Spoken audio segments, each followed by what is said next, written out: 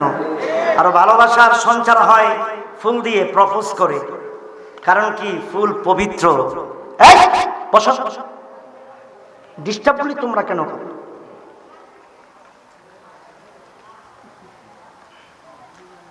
কিছু কিছু ভালোবাসা ন্যাচারাল, মা সন্তানকে ভালোবাসে, এটা কোনো বিনিময় না।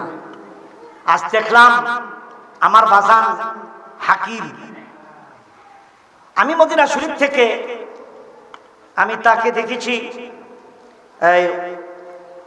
ইমোর মাধ্যমে, দেখার কোনো শখ ছিল।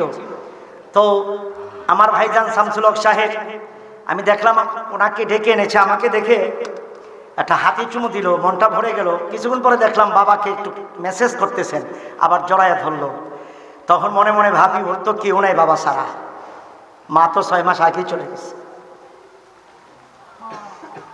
এই যে বাবা সন্তানের প্রতি ভালোবাসা, এটা ন্যাচারাল, এটা বিনিময় লাগে না।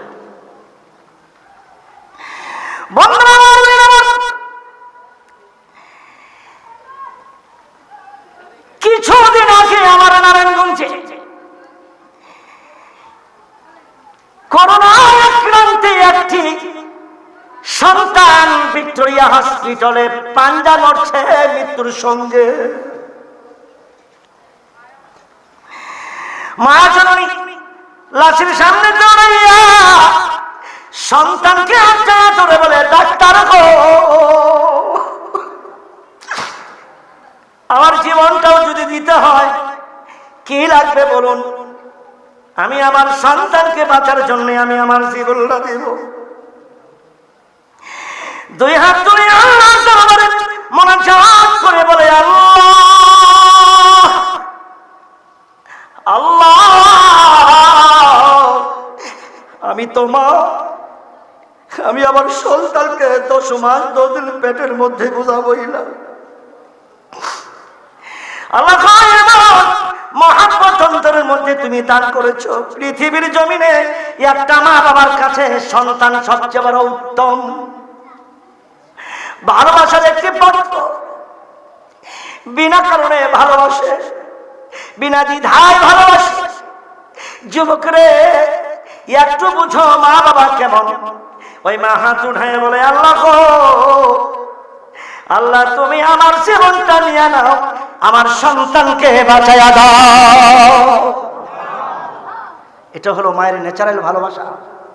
এই ভালোবাসার মধ্যে কোনো ই নাই, ফরমালিন নাই। আমি দেখেছি করোনার সময় একটি ঘটনা। বন্ধুরা আমার, সরকার বাহাদুর ঘোষণা করেছেন স্বাস্থ্যবিধি মেনে চলার জন্য। এর জন্য মসজিদে অনেকে আসে না, আজান হয়, মসজিদ ইমাম সাহেব একে একে নামাজ আদায় করেছেন। শুক্রবারে মসজিদে নামাজ পড়তে গেলে 1 হাত ডিস্টেন্স করে মানুষ দাঁড়িয়েছে মৃত্যুর ভয়ে, ঠিক কিনা? সন্তানের করোনায় ধরেছে, কেউ যায় না। বিবি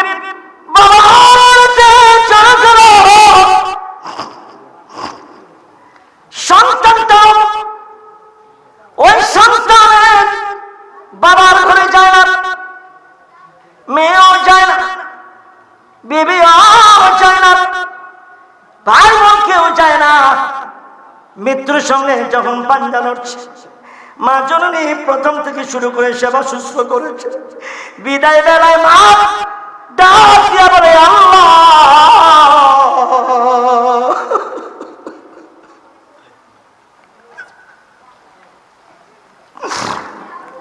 আল্লাহ গো, আমি মা জননী তোমার কাছে ফরিয়াদ করি, আমার সন্তান বিদায় হইয়া গেলে রে, আমি আর সইতে পারবো না, তুমি আমাকে বিদায় করে দাও, আমার সন্তানকে বিনিময় বাঁচায় দাও।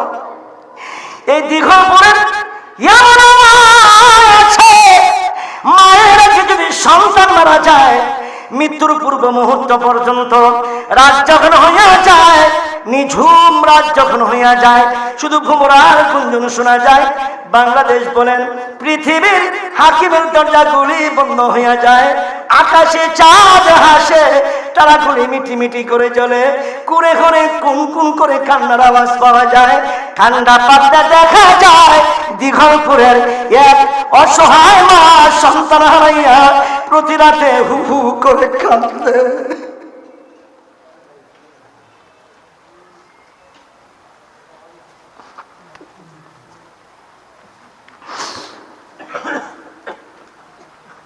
এটা হলো মায়ের ন্যাচারাল মহাব্বত সন্তানের প্রতি, ঠিক কিনা?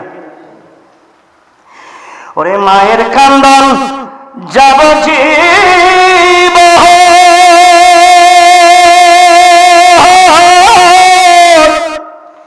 দুই চার মাস বইনের কান্দন রে,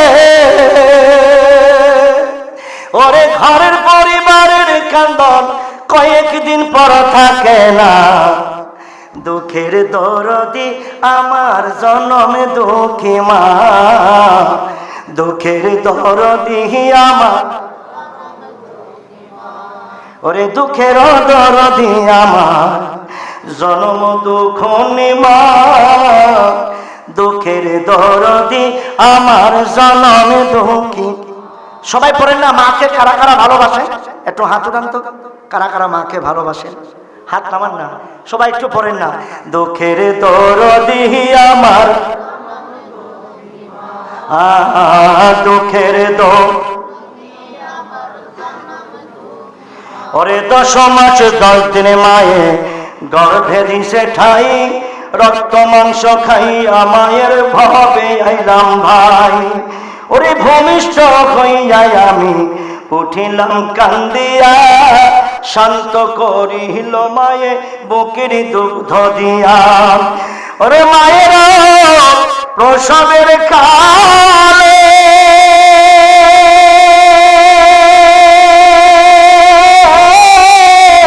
বুক ভেসে যায় নয়ন জলে রে, ওরে সন্তানের লইয়া কোলে, ওরে সন্তানের লইয়া কোলে ভুলে প্রসবে যন্ত্রণা, দুঃখের দরদি আমার জনমে দুঃখ। এ পড়ো না কেন? দুঃখের দরদি, ওরে দুঃখের দরদি মা জনম, দুঃখের দরদি আমার, দুঃখের দরদ, ওরে আন্দাইয়া তোরে ন্যাংরা খরা হইলে পড়ে ফেলে, ধুলা যাইরা মায়ে তবু টান দিয়া লহে কোলে। ওরে পুত্র যদি কুপুত্র হয় মায়ে নাহি ফেলে, হাজার দোষ গোপন রাখিয়া তবু মায়ে পালে। আরে এই অধমে ভেবে বলে,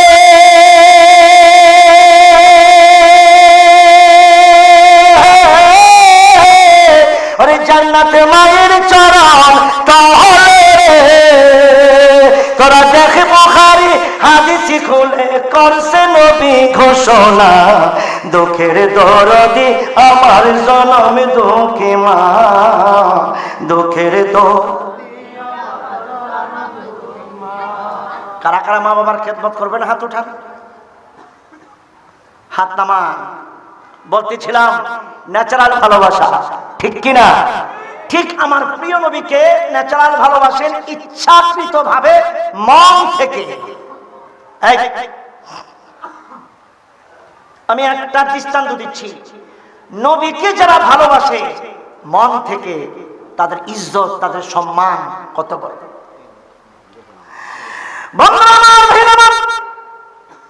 আমার দিকে একজনের মেহরবানি করে শোনেন, মদিনাতুল মুনাওয়ারা থেকে প্রায় 21 নম্বর গেট থেকে 3 কিলোমিটার দূরে উহুদের ময়দান, যে উহুদ পাহাড় দ্বীনের নবীকে ভালোবাসতেন। নবীজি বলে, পাহাড় রে, আমি আমার নূরের কদম তোমার পাহাড়ের গায়ে লাগার কারণে থরথর করে কাঁপছ। এরে পাহাড়, মনে রেখো তোমার গায়েতে দুইজন শহীদ, একজন সিদ্দিক, একজন নবী আছে। রে পাগল, আমিও তো নবী, তোমাকে অনেক ভালোবাসি। বাবা একটু সুবহানাল্লাহ জোরে জোরে কে, আরো জোরে। শেষ করে দেবো? আমি কি শেষ করে দেব? একটা ঘন্টা সময় আমারা দিবেন না? দিবেননি? কথা কয় না, কথার ভাবে বোঝা যায়। মনোজাত করে দিয়া দেন, তবর করে বাইতে দুবাই থেকে, ঠিক কি না? না, বসবে। এই ছেলে বসো।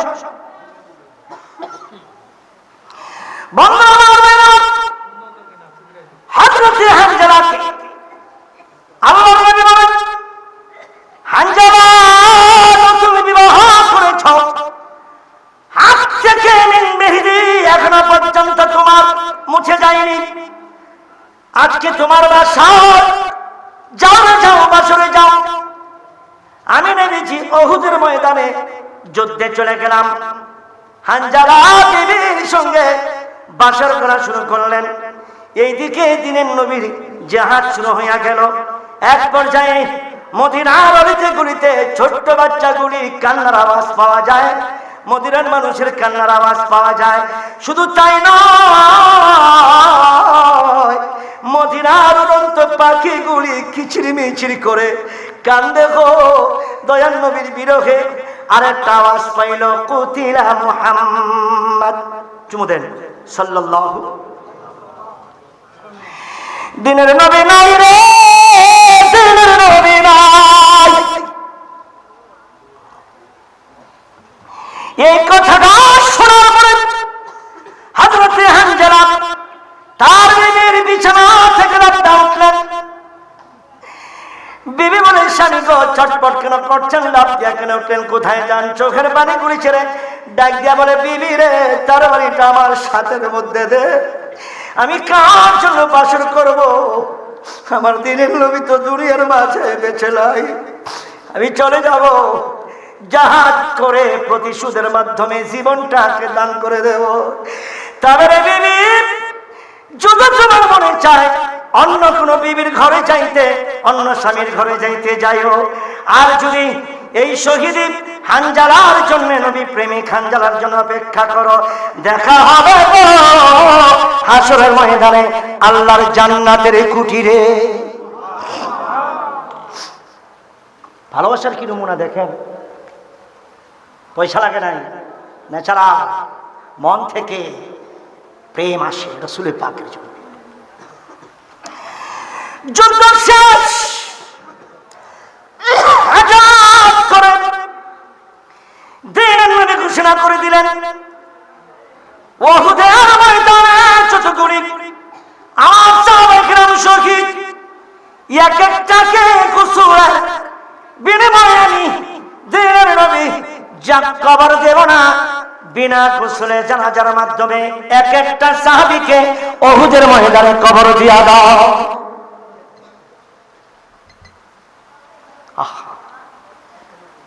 তার বিবি পেছন দিয়ে এসে বললেন, নবীজি আপনার কাছে আমার পরিচয় বলছি, আমি তো হানজালার বিবি। আল্লাহর নবী ঘরের মধ্যে রেখে এসেছিলেন আজকের গুরুত্বপূর্ণ রজনী আমার সঙ্গে কাটানোর জন্য।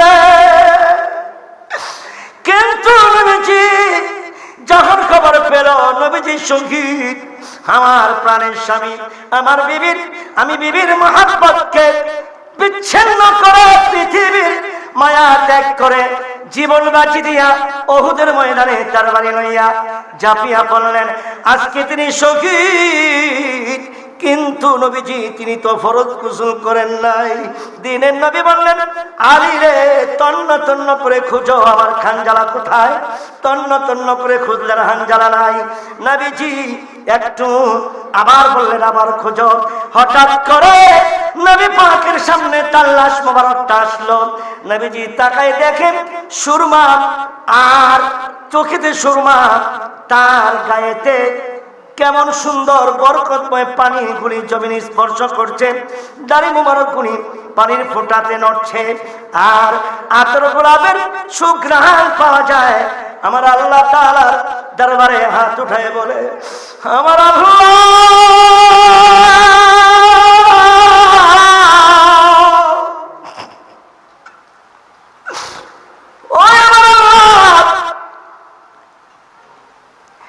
আমার হানজালার কে গোসল দিল?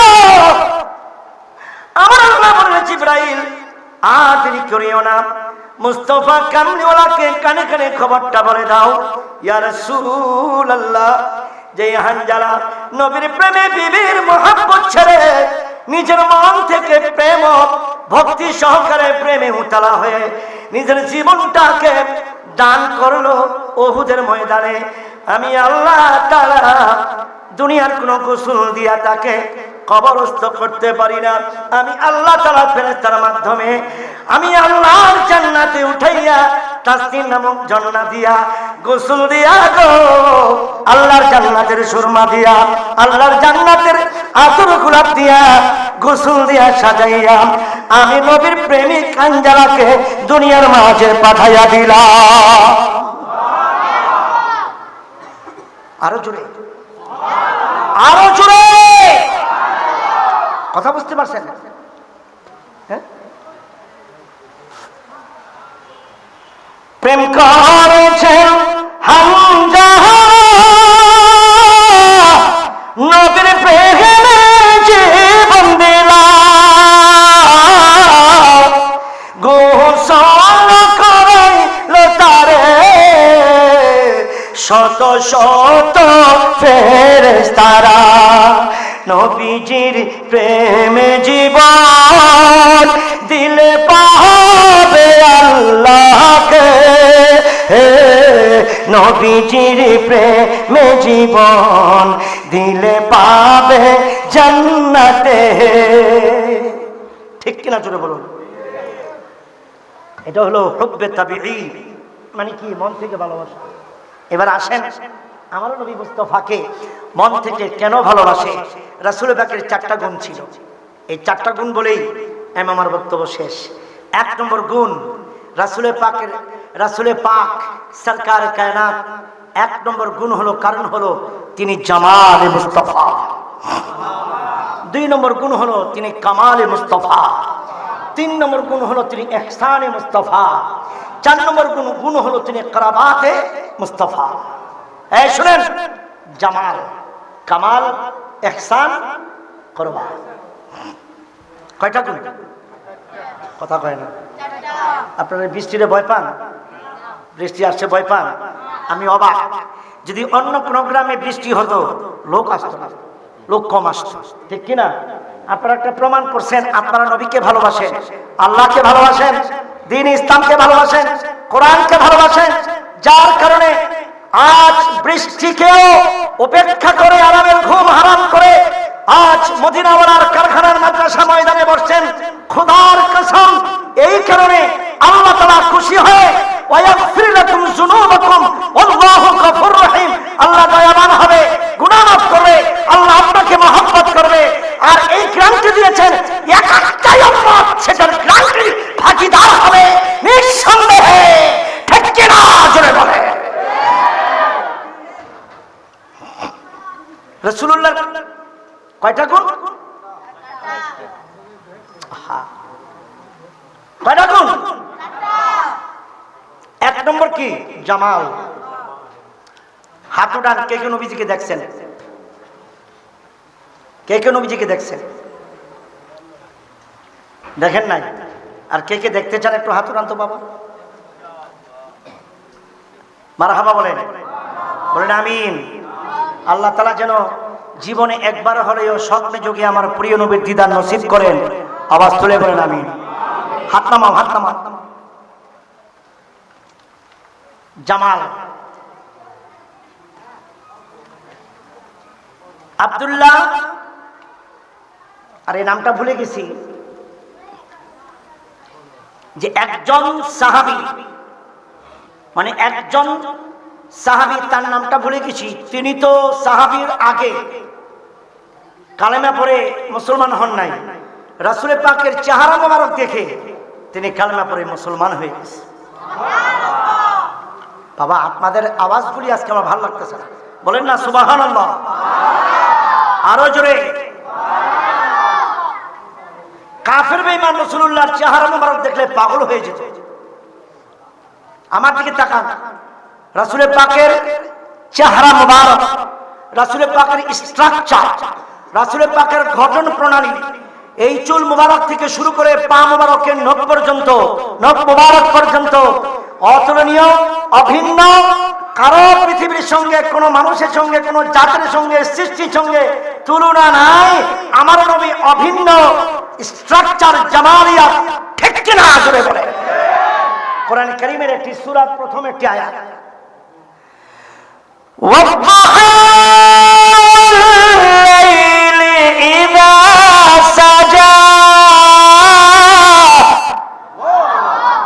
আওয়াজ করে আল্লাহু আকবার বলেন।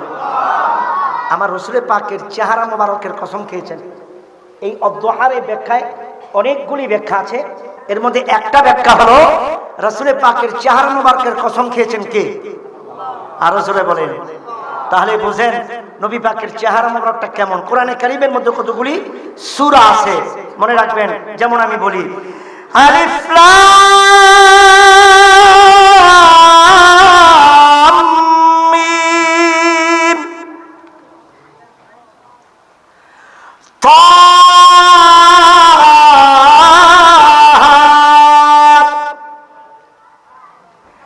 আইন নুন ইয়াসিন সদ, আছে কি নাই? এগুলি কি বলা হয় হরফে মুকাত্তাআত। এগুলি শব্দের অর্থ হলো আল্লাহু আ'লাম ওয়া রাসূল, আল্লাহ রাসূল ছাড়া কেউ জানে না। বাকি কোরআনের সব আয়াতগুলি হলো হরফে মুতাশাবিহা। এখন ইয়াসিন এই নামটি হলো আমার প্রিয় নবী, চুমু দেন, মুহাম্মাদুর সাল্লাল্লাহু আলাইহি ওয়াসাল্লাম। তাহা, তর মান 9, তয়ের মান আরবি অক্ষরের মান আছে, তর মান হলো 9 আর হায়ের মান 5। বলুন তো 9 আর 5 কত? 14। বলেন না কত?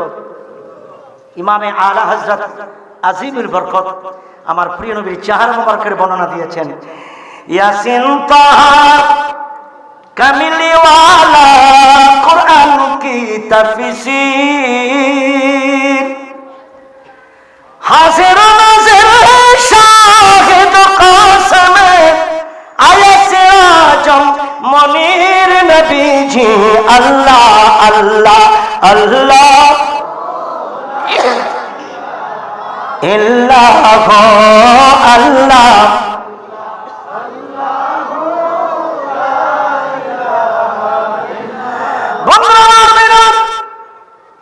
তিনি ব্যাখ্যা দিয়েছেন ইয়াসিন মানে মুহাম্মাদুর রাসূলুল্লাহ। তাহা, তাহের মান 9, হায়ের মান 5, 9 আর 5 14। বন্ধুগণ, দিঘালপুরে দিঘির পারে যুবকগুলি, মুরব্বীগুলি, মা খেলাম ছোট্ট ছোট বাচ্চারা শোনেন। তার মান 9, হায়ের মান 5 14। একটা পূর্ণিমার চাঁদ যখন ওঠে, ওই 14 তারিখে পূর্ণিমার চাঁদ প্রজ্বলিত, প্রস্ফুটিত, অত্যন্ত সুন্দর হয় অন্য দিনের চাইতে। এই সৃষ্টিকুলের মধ্যে আমার রাসূলের পাকের চেহারা মোবারক পূর্ণিমার চাঁদের চেয়েও বেশি সুন্দর ছিল। আওয়াজ তুলে আল্লাহু আকবার বলো। রাসূলের পাকের জামাল কত সুন্দর, তুলনা নাই। ইউসুফ নবীর একটি কথা বলি। ইউসুফ নবী তো খুব সুন্দর ছিল, কথা বলে না কেন? ইউসুফ নবীর চেহারা মোবারক দেখে বাদশার রানী জুলেখা পাগল হলো। ও পৃথিবীর মানুষ, জুলেখাকে ছি ছি করতে লাগলেন। অন্যান্য মন্ত্রী মিনিস্টারের বিবিরা জুলেখা একদিন রূপসী মহিষী সুন্দরী নামি দামি মহিলাদেরকে তার অন্দর মহলে দাওয়াত দিলেন। দাওয়াত দেওয়ার পরে ভিআইপি ভাবে বসালেন, বড় বড় দামি দামি চেয়ার দিলেন, এক একজনের টেবিলে এক একটা মালতা দিলেন, রকমারি ফ্রুটস দিলেন, ফল দিলেন, আর চাকু দিলেন গো। চাকু দিয়া প্রস্তুত করলেন, খাবার শুরু করতে বললেন না। কিন্তু ইউসুফ নবীকে তাদের সামনে যখন হাজির করেছেন, এবার বলে আপনারা খাবার শুরু করেন। যখন মালতা কাটতে লাগলেন খাবারের জন্য, কাটতে কাটতে কেউ কবজি পর্যন্ত কেটে ফেলেছেন, কেউ আঙ্গুল পর্যন্ত কেটে ফেলেছেন। ইউসুফের চেহারা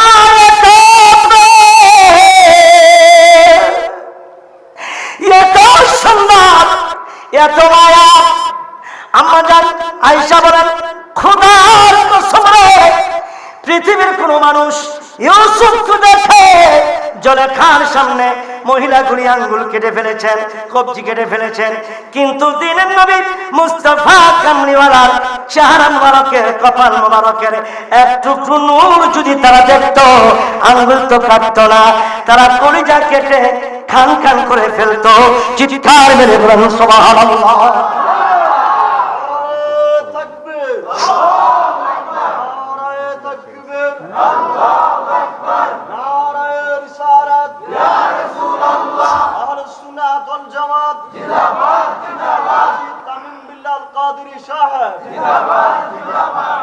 আচ্ছা, রাসূলুল্লাহর জামাল তুলনা আছে নাকি?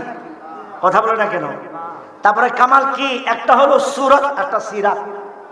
হ্যাঁ,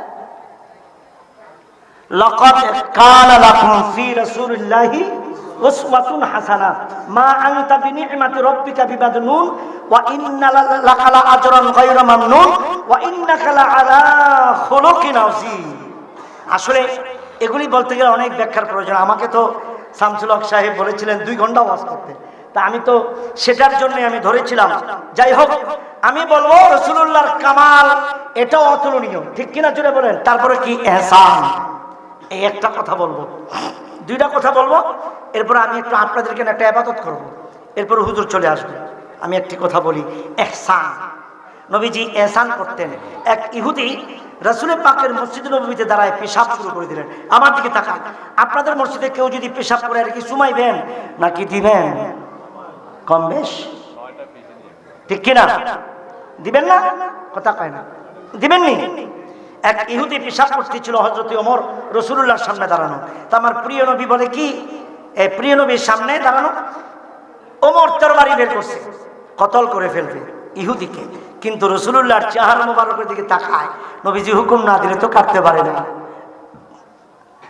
আল্লাহর নবী হায়াতুন নবী বলেন, ওমর রে, তরবারিটা নামাও রে, আমি জানি তুমি কোন ওমর, আমি জানি তুমি কোন ওমর, তরবারি নামাও।